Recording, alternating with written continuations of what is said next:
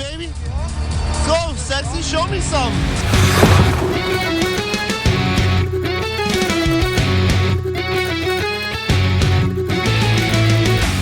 Taking it as Bergeron, nicely able to step away. From Winifred, they score! Here's a chance. Potter right in, and goalie scores. Oh my, what a move by the rookie. 2-on-1, Pasternak moving in with Marchand, get it to it, score! Into the zone, Hoyle dances in, backhand, score! Lindholm, right wing corner. Pasternak is there. He scores! David Pasternak wins it for Boston.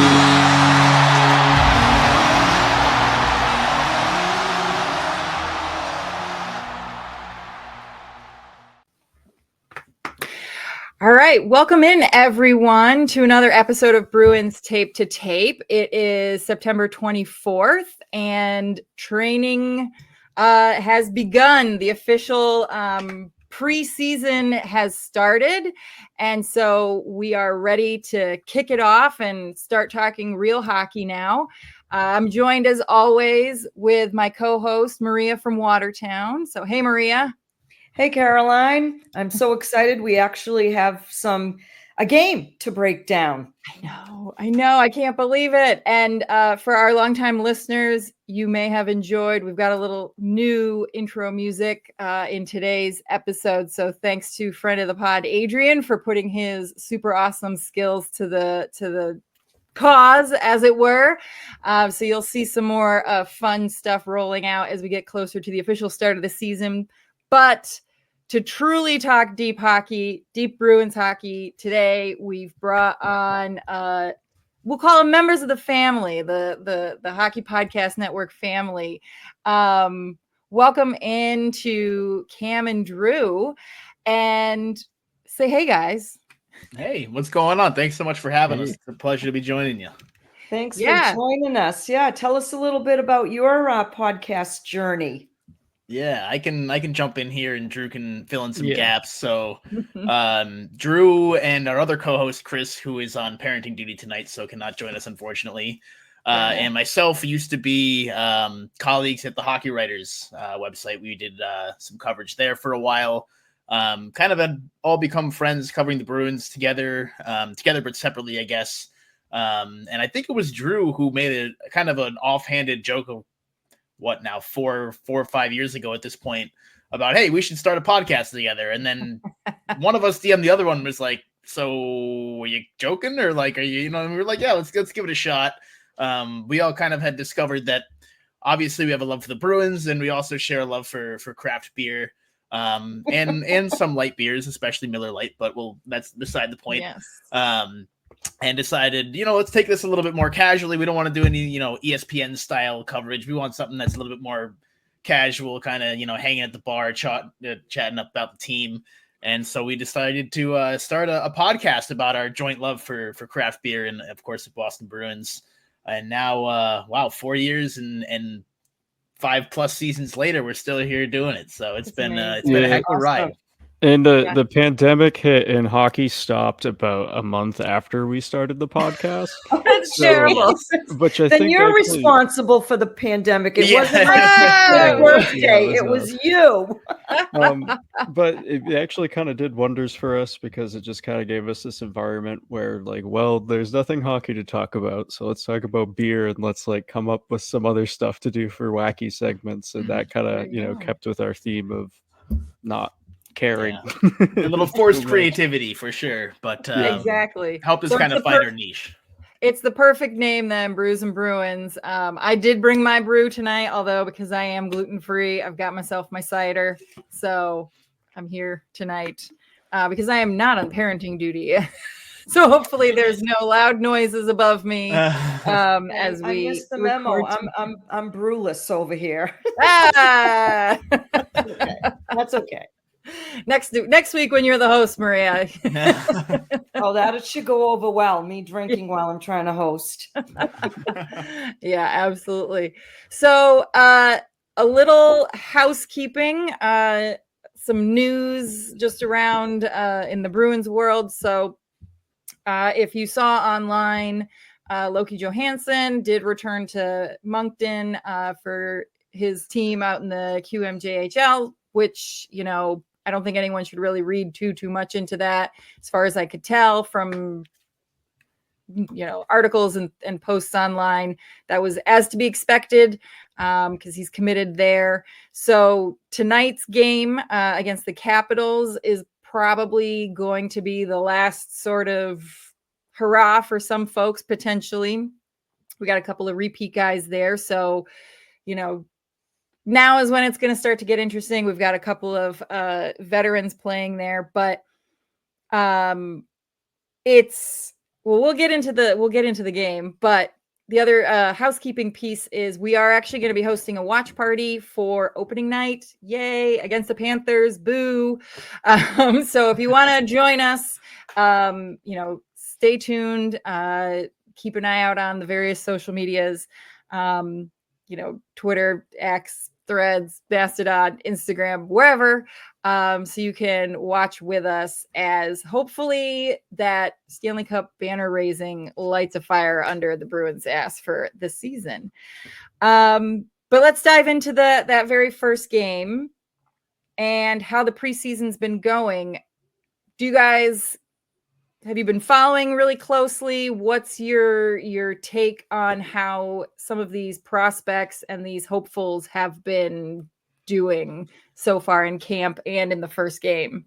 Yeah, it's been interesting. I feel like I usually am not particularly checked into preseason, just because, I mean, for the last few years and really it feels like the last decade or so, the Bruins have kind of had like a mostly set roster, maybe the exception of last year, but you kind of knew, all right, Bergeron and Krejci, 1C, 2C. You're going to have whoever was the fill-in at third at the time. Maybe there was a fourth line wing spot up for grabs, or like a seventh defenseman role. Other than that, nothing too much in jeopardy kind of going into the preseason. So this year's a little different. I did miss most of the first game. I was out hiking. But it was a 5:00 game. I mean, I listened to half of it because I'm like, I'm still in the middle of my day. Tough. I can't. Exactly. I'm not ready. Tough, but yeah, no, I mean, it's a little bit more interesting this year because it does feel like there are more spots up for grabs and kind of more people in contention to grab those roles. Especially kind of on the prospect side. Obviously, you've got Matthew Poitras, who's looking healthy, apparently looking a lot bigger this preseason. Really excited to see kind of what he can do. I don't think he played that first game, but not. Excited to kind of see what he can do when he steps into the lineup. I know there's been some discussion about he's always eligible for Providence. Are they gonna like? I think he's a lock to make this team. But then you keep going down, Lysell and Merkulov, and there's a couple of other guys who are kind of sort of on the bubble.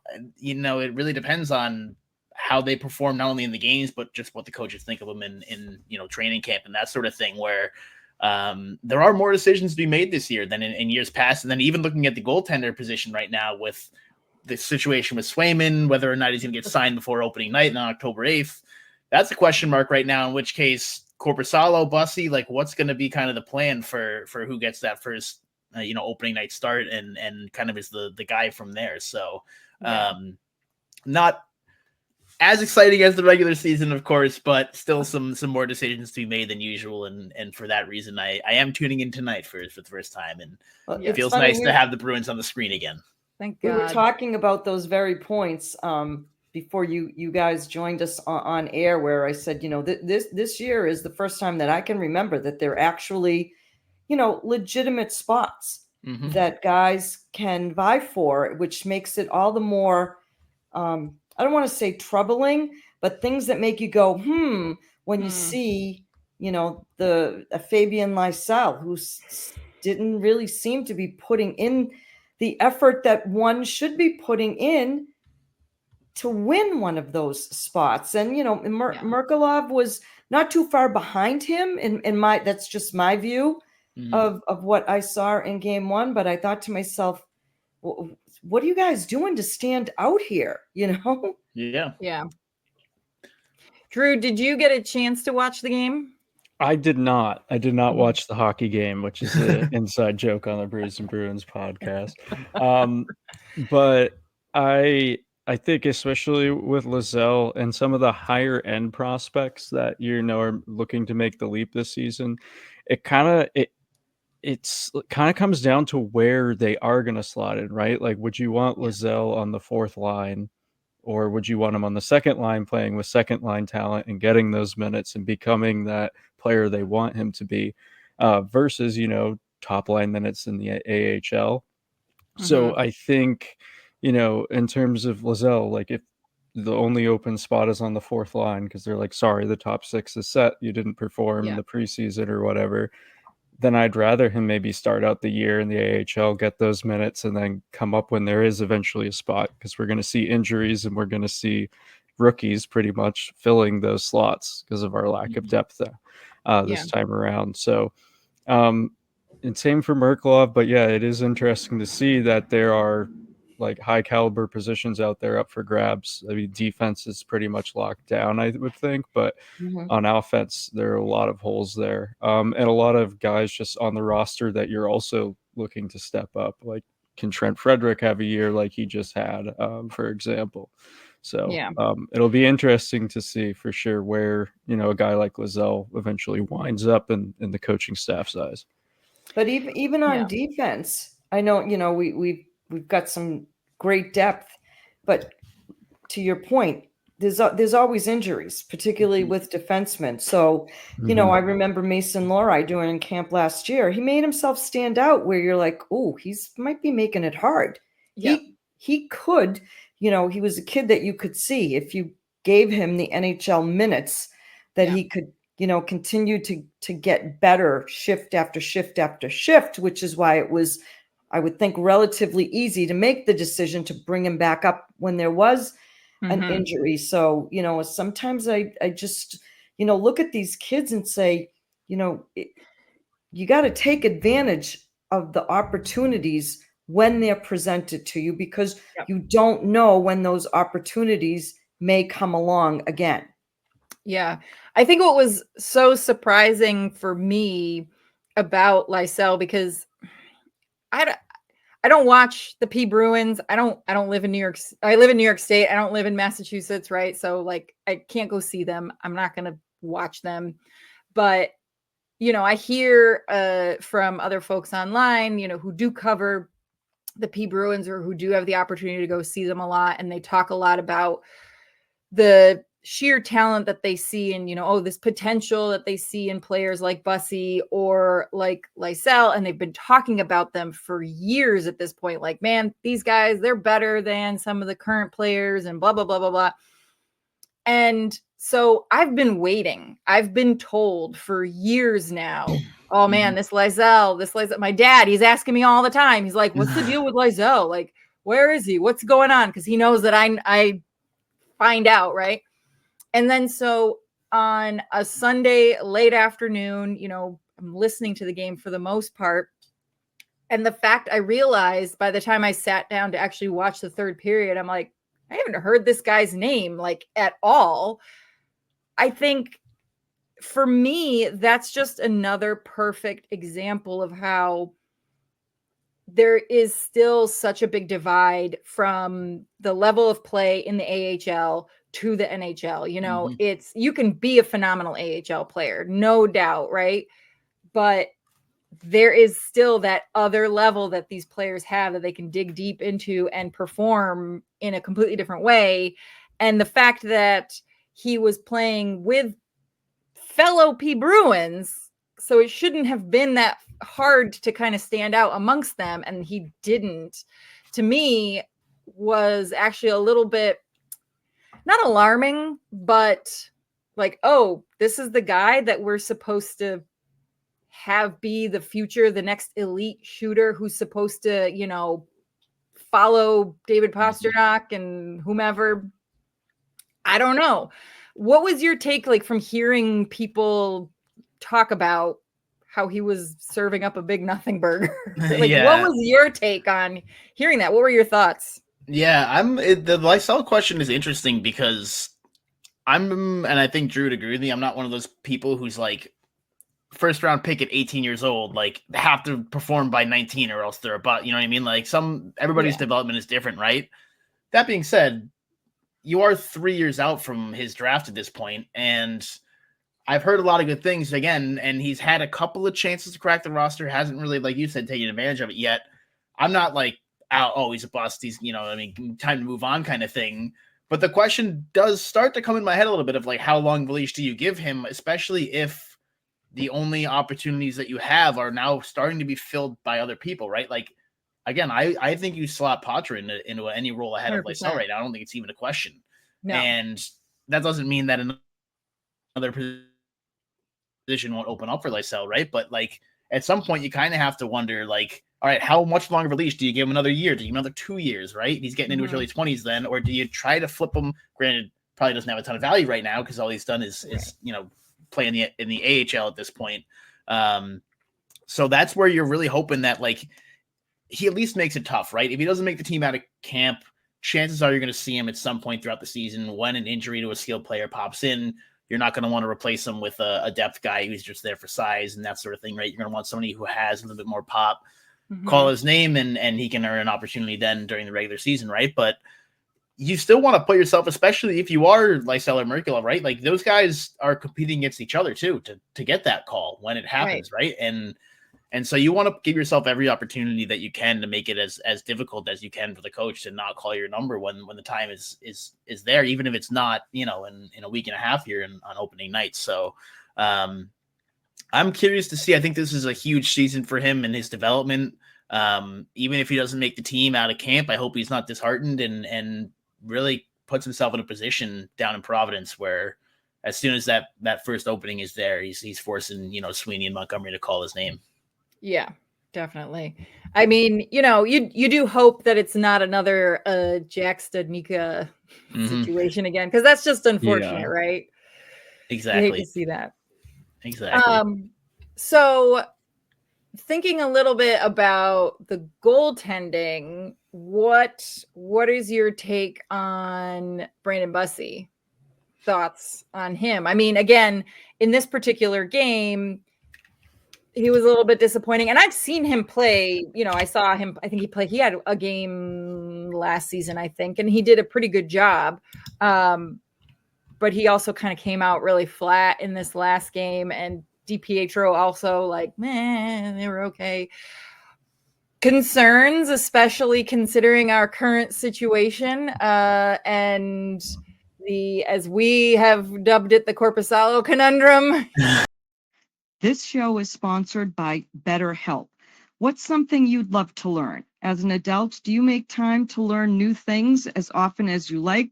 Or was that lost in childhood? For me, I always have had a want of learning how to ice skate. If you're thinking of starting therapy, give BetterHelp a try. It's entirely online, designed to be convenient, flexible, and suited to your schedule. Just fill out a brief questionnaire to get matched with a licensed therapist and switch therapists anytime for no additional charge. Rediscover your curiosity with BetterHelp. Visit betterhelp.com/THPN today to get 10% off your first month. That's BetterHelp, HELP.com/THPN. TD Tutty, taking it to the house. Whatever you call a touchdown, they matter more at DraftKings Sportsbook, an official sportsbook partner of the NFL. Ready to place your first NFL bet? Try betting on something simple like a player to score a touchdown. Ready to do a touchdown dance of your own? Score big with DraftKings Sportsbook, the #1 place to bet touchdowns. Download the DraftKings Sportsbook app and use code THPN.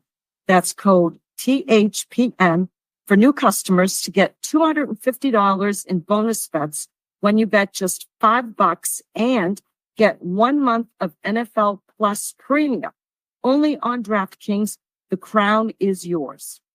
Gambling problem? Call 1-800-GAMBLER. In New York, call 877-8-HOPE-NY or text HOPE-NY 467-369. In Connecticut, help is available for problem gambling. Call 888-789-7777 or visit ccpg.org. Please play responsibly. On behalf of Boot Hill Casino and Resort in Kansas, 21 and over. Age and eligibility varies by jurisdiction. Void in New Hampshire, Oregon, and Ontario. Bonus bets expire 168 hours after issuance. For additional terms and responsible gaming resources, see dkng.co/ftball. NFL Plus Premium offer available only to new and former NFL Plus subscribers. Additional NFL Plus Premium terms at nfl.com/terms. You're on the Yeah. pod. I think personally, I mean, Bussi's your backup for Swayman for the future. That's what he is, unless he wows and becomes starting caliber himself, which maybe he will one day, and hopefully. But for the foreseeable future, once they get the deal done, because they will, and they'll make us wait, and hopefully before the season starts. But like Sweeney had said, December 1st deadline will get it done, and that's great. But I mean, going forward, whoever your other goaltender is the other goaltender, and Swayman's that guy. So, but Korpisalo to start the season as potentially your starter, backed up by Bussi, is just not a great outlook. But I mean, the Bruins seem to have good defense this year, and are known to have a lot of two-way forwards. Even like Pasternak, their top scorer, has a great two-way game for that caliber of player. Hopefully that helps out. But definitely, if Swayman's not in there for like the opening night, then I have kind of some concerns about it. Maybe it's not the difference, though it could be, of making the playoffs or not. But still, like, okay, then what is my expectation for the start of the season? Is it to be above 500, or is it to be above 600? Or with Swayman, where the expectation would be, hey, you guys from the get-go are looking like you're competing for a playoff spot. So I feel very uncomfortable if it's just those two for a prolonged period of time, like all of September, and then you're looking October, October, and then you're looking November. Swayman's not there. It's a stark contrast to the last couple of seasons where the Bruins have gone in with absolutely no questions at all related to goaltending. They've seemingly had one of the best goaltending tandems in the league for the last couple of seasons, and there were questions, in other areas, where this year, we still have, some questions, but we got a big question mark when it comes to our goaltending. And I don't think any of us as Bruins fans have any comfort level going into a prolonged start to the season with Jonas Korpisalo as your number one and Brandon Bussi as your number two. And it's not, nothing to disparage their abilities as goaltendings. It's just not the roadmap that I think you were planning to build to start this season when you went out and grabbed Nikita Zadorov and Elias Lindholm. Yeah, absolutely. I think any way you cut it, like, even if the options for plan B are strong, you're still losing right now world-class goaltender in Jeremy Swayman, right? So I still think there's a good chance it gets done before opening night. I think it's just, I mean, it would be a pretty awful look, frankly, if it doesn't get done before then. Not that necessarily has to stop it, right? Like, if they wait another week or two into the season, they sign him, he comes in, plays well, everybody forgets about it by January kind of thing. It's not a big deal. But it's still not the best look for the organization. And people would say not great for Swayman either, but I tend to be pretty pro player on this. But still, I mean, it's going to be interesting. I think with Korpisalo, for example, like Drew kind of mentioned, the Bruins have a really strong defensive system. And they've had a history of taking goaltenders and improving them within their system, whether it's the goaltending coach.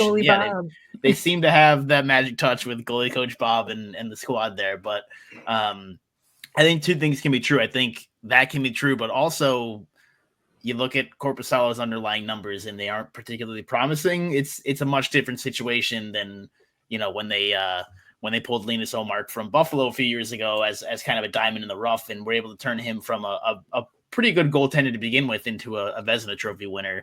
They literally That's not the saved same his thing. career by helping Yeah. him. Well, yeah. Absolutely So saved his career.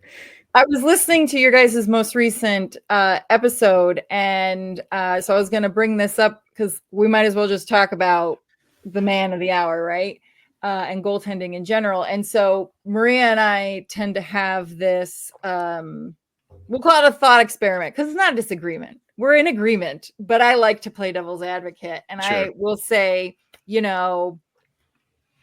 I've been a Bruins fan for a really long time. I've learned how to be okay with disappointment, and I try not to be the pessimist because there's no fan who can go after the Bruins as hard as a Bruins fan, right?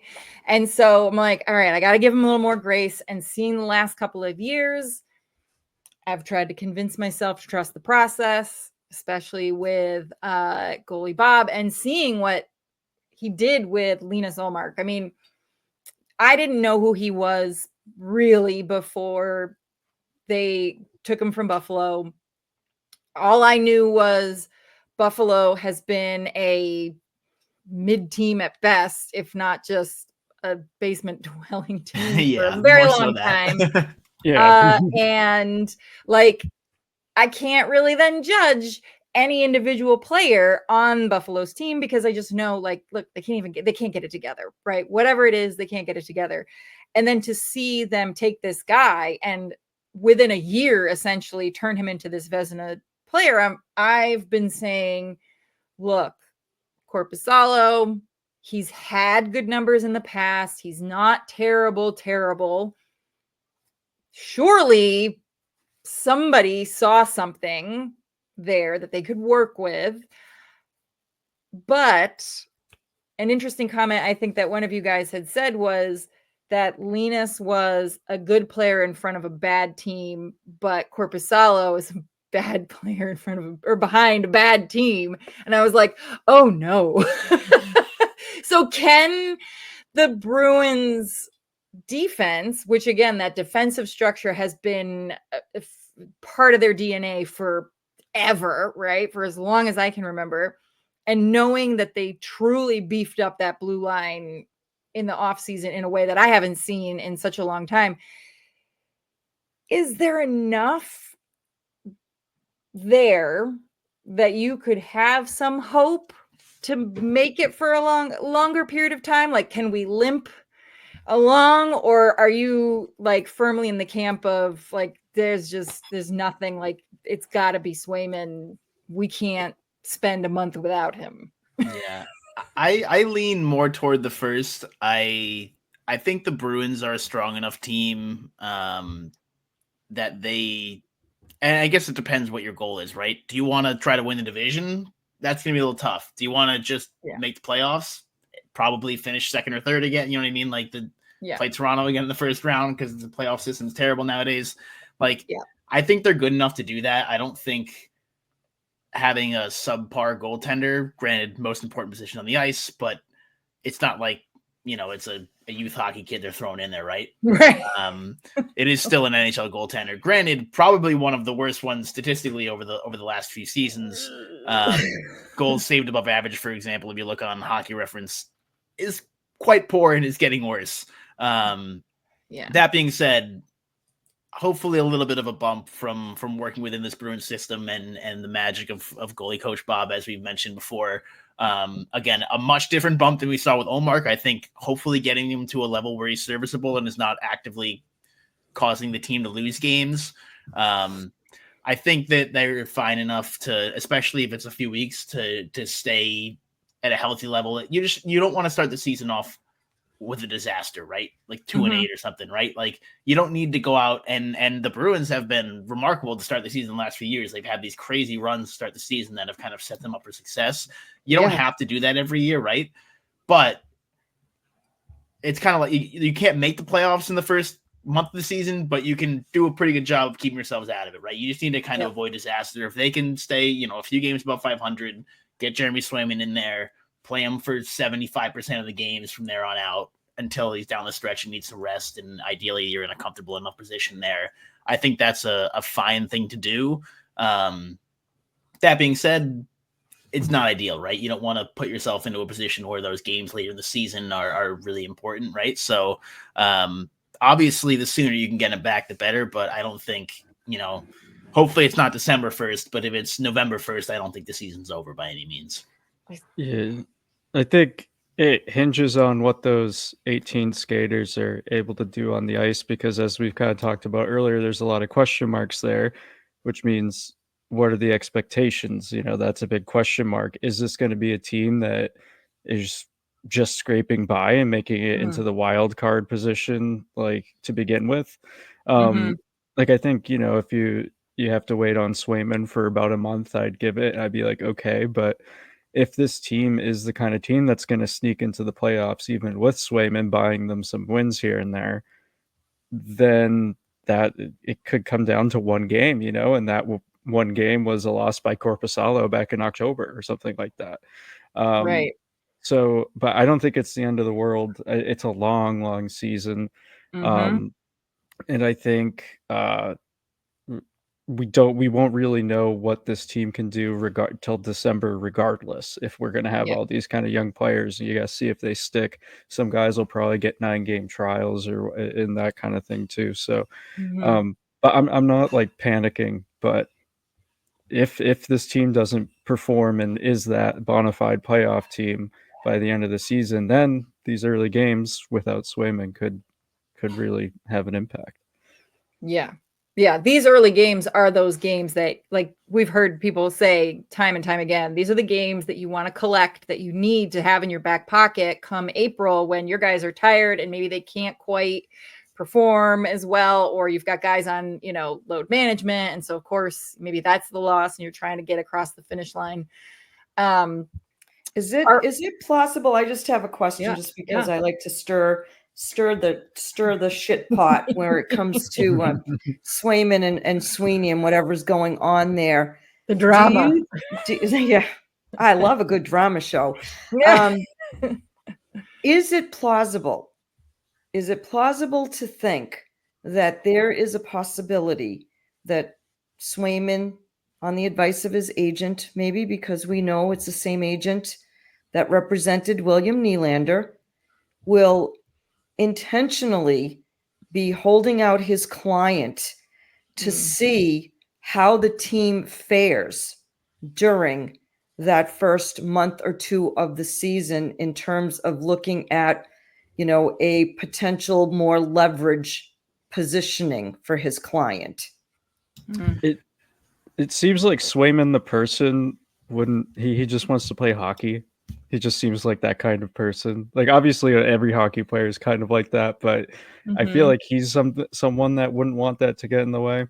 That's interesting. I didn't know he had the same agent as Nylander did. Oh, yes. And that whole history. But I don't see him as the kind of guy that would wait it out because of that. But I think it's kind of some of the argument that, like, people aren't liking Swayman because he's bargaining is just kind of BS. This is going to be the longest and the most expensive contract of his career. And he should fight for every penny he can. 100%.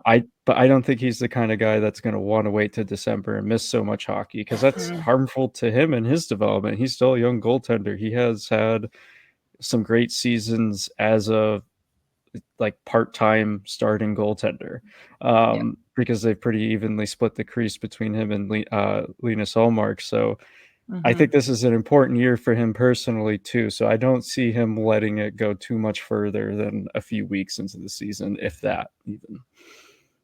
Yeah, I laughed when I was also listening to you guys' most recent episode, because you were talking about that, fans are going to turn on him like Rask.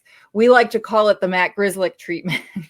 Basically, it's like the love and hate, right? And they will turn, and you will then they'll love you when you're doing fine, but you make a little mistake, something, and you're dead to them, right?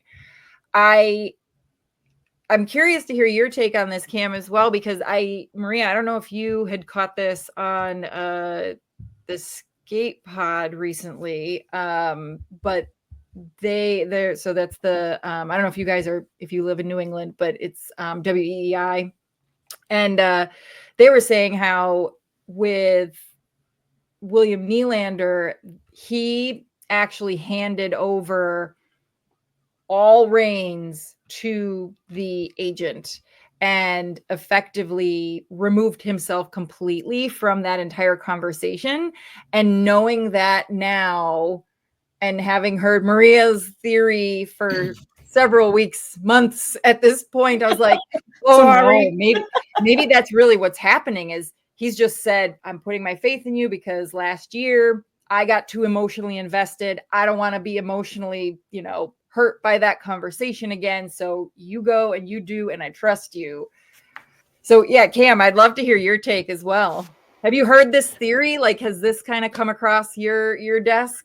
I have heard it. Yeah. I'm kind of skeptical as well. I think, granted, I don't know the guy personally, but just from what I've seen about Swayman, I think he really does want to play, and I don't think he wants to delay. And I'd like frankly, he knows it's going to hurt the team too, right? So yeah, I think it's possible that he could have said, "Look, I don't want to be in the room talking money. I don't want to, like, you handle all of that, but get me a deal by the time."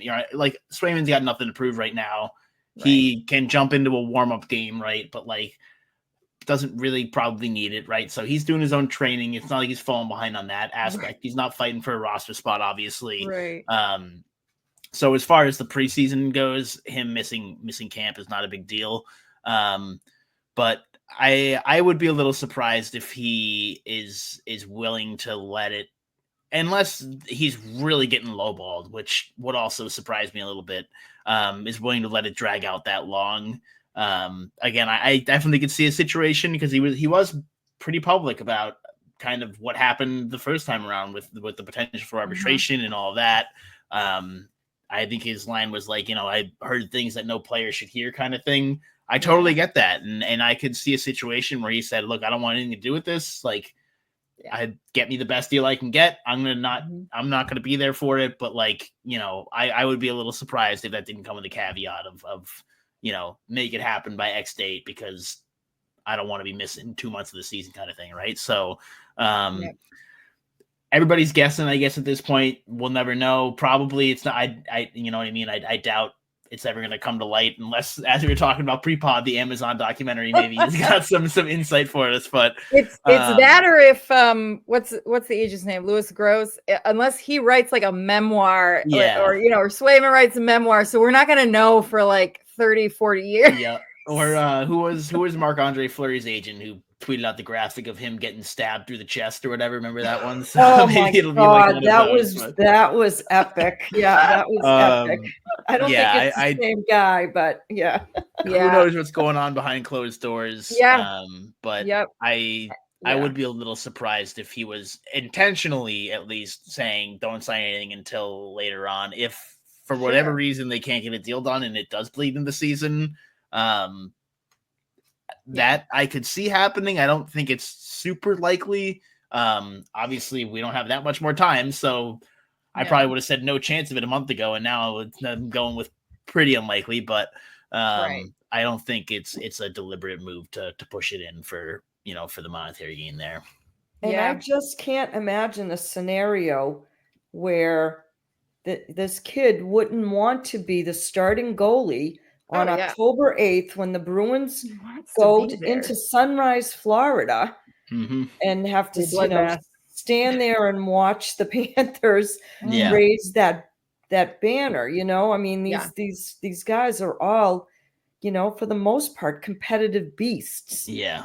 So I find it, almost unimaginable that he would not want to be on the ice and suited up for that game. So I agree. That's something I say a lot that I have to kind of remind myself is like, these guys aren't built like us, right? Like, you don't get to that level unless you are so competitive that it is genuinely physically hurting you to not be playing in those situations, right? So as much as we can try to like logic our way through it and like put ourselves in those shoes, like it's just a gene that frankly most of us don't have, right? You simply cannot get to that level without wanting it that much more badly than everybody else. So I think that's something you have to consider, Maria. I think that's a good point. Is like, how much is he going to be willing to sit there, and a guy who's been pretty locker room team first to like let his guys go down there, and granted, you know, like one game is one game, but how long is he going to let his team suffer? Frankly, he knows that he's the missing key right now, you know, for you know, at his expense, or rather at their expense. So it's an interesting point.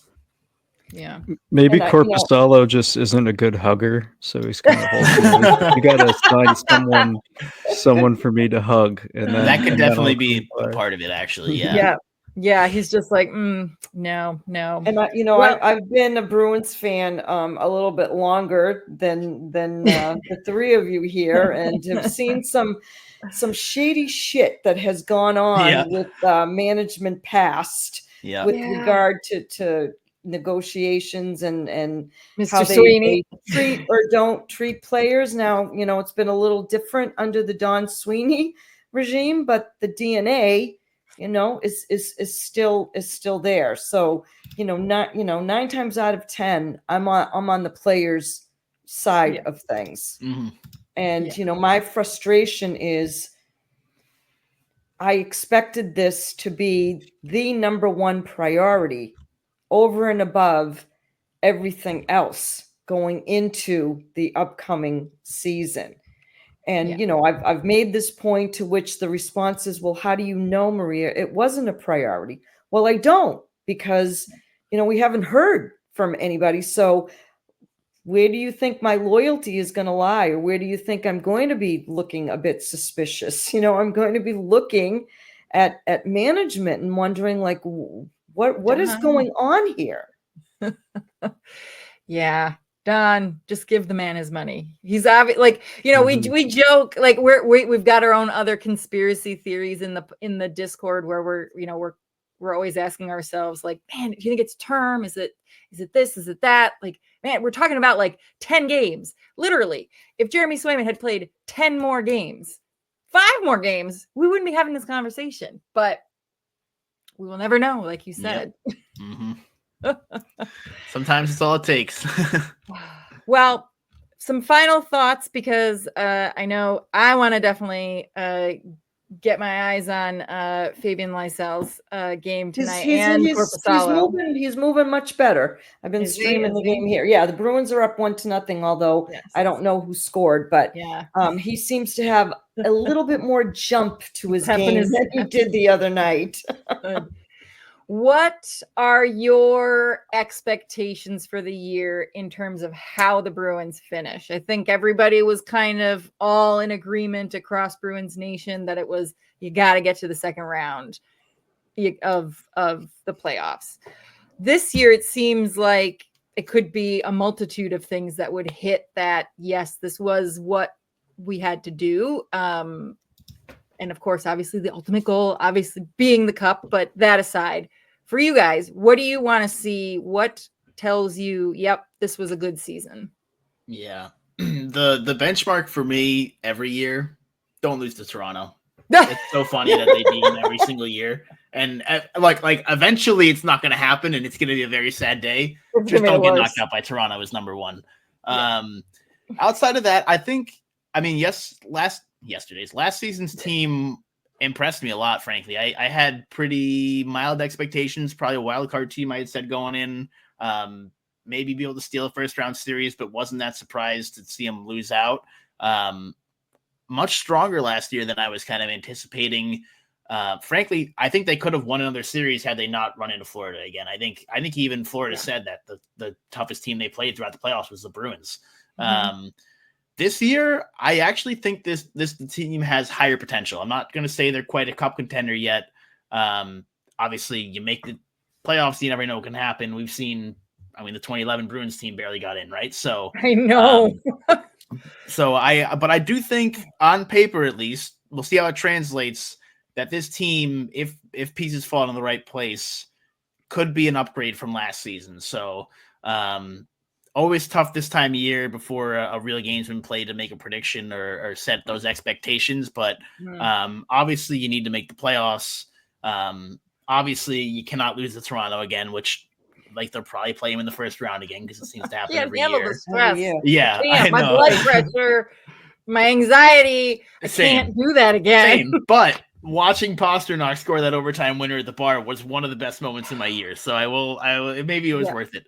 Speaking of William Nylander, who was out to lunch and just let Pasta just dance right in. Yeah. But no, I think you need to at least get to where you were last season in the second round. Ideally, move past that, but I think at the very least you want to match what you did last year, because I think on paper, again, obviously the goaltending is going to be a little bit less exciting than it was last year, but frankly, once you get to the playoffs anyway, chances are you're going to run one goaltender anyway, right? So get in the playoffs, let Swayman, hopefully, assuming he's healthy, just let him cook and at least win a series, if not two, and see if you can make a little run. Yeah. Yeah, I agree with Cam. I think second round at least, and then hopefully, because if you get to the second round, that's just a stagnant season. You did what you did last year. Like, okay, step forward is getting to that third round. As high as that expectation really is, you're got to be among the final four teams. But that's what is technically a step forward. But yeah, I think a first round exit, and God forbid not even making the playoffs, is a huge setback. But yeah, you got to at least get to the second round. I don't care how they get into the playoffs. That can be as the eighth seed, the last wild card spot, or win the division, or win the conference, win the President's Trophy. I don't care. You get in. Hopefully not the President's. We don't want that. Nobody I don't ever want to see that. I don't want to see that again. I think the Bruins need to be away, like not have home ice advantage pretty much throughout the playoffs in order to have success. I agree with you. That'd be great. An abysmal record at home. In the last power of the 8th seed. Yeah. But yeah, they got to at least make it to the second round and hopefully beyond. Otherwise, it's like, where do you go from there? You know, like, you have this core still. You have these younger players coming in that will be a part of the eventual new core, but you still have these core players like Marchand, Pasternak, and McAvoy and Swayman. And so if they're taking a step back, like, what do you need to do then? Then you're in a situation where, well, we have an offseason where we really need to juggle this team rather than just plugging in holes, you know, which is kind of what the situation they're in now. Yeah. Can they swing another few years of potential cup runs without ever having to have gone through an actual real rebuild? Because they have never done it, and I've been waiting for a while now, and I expected it probably that season that they went and had the winningest season. I expected that year to be like, okay, this is it. This is where I got to say goodbye to 20 years of being on top. And I'm like, when is it going to happen now? Ownership would not tolerate that. Ownership's expectation is to have seats in the building, butts in the building. I don't know, Maria. They tolerated it for all of the 80s and most of the 90s. Well, so I don't know. They did until it reached a breaking point with Mr. Jacobs, when season ticket holders were running out of the building as fast as the rats did when they tore down the old TD Garden. Well, here's hoping we don't have to see another one of those stretches of time in our lifetime. But I want to thank you guys again for taking some time to chat with us, and hopefully we'll get to connect again during the season and do some watch parties and stuff, because we just love to talk Bruins hockey. So any final parting words you want to tell our friends of the pod about your pod, so they can add you guys to their queue on socials? Yeah. Go for it, Drew. At Brews and Bruins everywhere. Well, we're primarily on Twitter, but you can follow us on Instagram if you want. We've been talking for like 2 years about like boosting that up a bit. Website though, brewsandbruins.com. You can see all our episodes there. All our social medias are there too. You don't need to follow our personal accounts. Just follow Brews and Bruins. I got nothing to plug on the personal end at all. Unless you're interested in Portland, Maine local news, in which case, Portland, Maine. You got two my old connections stomping to grounds. Maine Yeah, there. my old stomping grounds was Portland, Maine. I lived there for Same. 21 years. Same. That's where my There you kids go. were born and raised. There you go. Oh, That's good awesome! stuff. Yeah, yeah. Cam and I both in Portland, Maine. But yeah, Brews and Bruins. I don't know, Cam. Do you have anything else we should? No, come have a drink or don't with us sometime. We love to have you regardless. Yeah, so love to. And thank you guys very much for having us on. It was a pleasure to join the show. Thanks for joining us. We appreciate your time, guys. Sure yeah. thing. And as always, remember to like and follow us on all of the social media platforms and wherever you get your podcasts, Spotify and Apple, and certainly follow us on YouTube. And as I always love to say at the end of every episode, go Bees. Go Bees. Go Bees.